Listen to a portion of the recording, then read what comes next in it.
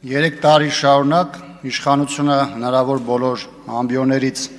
հայտարարում էր, որ ԱԺ-ում ստեղծել է 44-օրյա պատերազմի հանգամանքներն ուսումնասիրող քննիչ հանձնաժողով եւ բոլոր հարցերի պատասխանը տրվելու է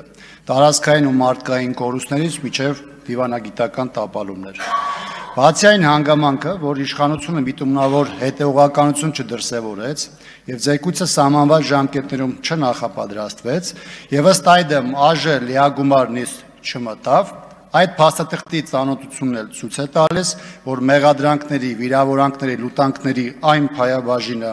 որը տարբեր ուղղություններով ցրվում էր, իշխանության կողմից կամ զեկույցում տեղ չեն գտել, կամ դրանց մասին խիստ թփանցիկ ու վերապահումով է անդրադարձ կատարվել։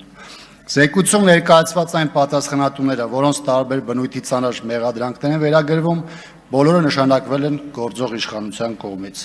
Զեկույցի ներածական եւ որոշակի առումով նաեւ եզրափակիչ մասի գեղարվեստական հատվածին չեմ անդրադառնա,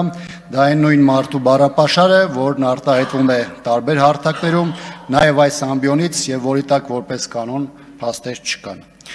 Սակայն նույնիսկ մեծամասշտաբ խեղաթյուրումները հնարավորություն չեն տվել իշխանությանը թաքցնելու ողբերգական պատերազմի իրական պատասխանատուներին, իսկ ավելի կոնկրետ բուրգի գլխին կանգնած Փաշինյանին։ Այս իշխանության պարագայում զարմանալի բան այլևս չի մնացել։ Նախկինում իրենց իսկ հռչակած հերոսները որպես հանցագործ են ներկայացվում, իսկ նախկինում իրենց իսկ կողմից զրպարտածները հերոսացվում։ Հայտնի խոսք կա, որը մեր օրերում շատ հատկանշական է հնչում։ Գլխավորը նախաքննության ընթացքում ինքներդ ձեր վրա դուրս չգաք։ Ինչի հիշեցի այս թևավոր դարձած խոսքը, որովհետև տարբեր հակասական, անհիմն, զրպարտիչ ձևակերպումները մի կողմ դրած,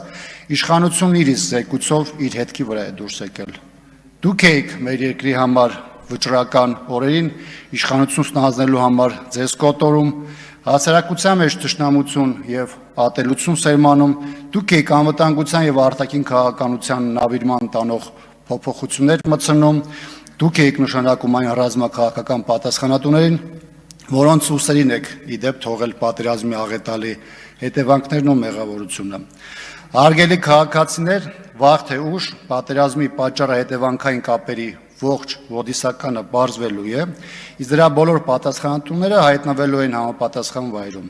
սակայն ոչ թե այս իշխանության քաղաքական նախընտրությամբ, այլ օրենքի գերակայության պայմաններում։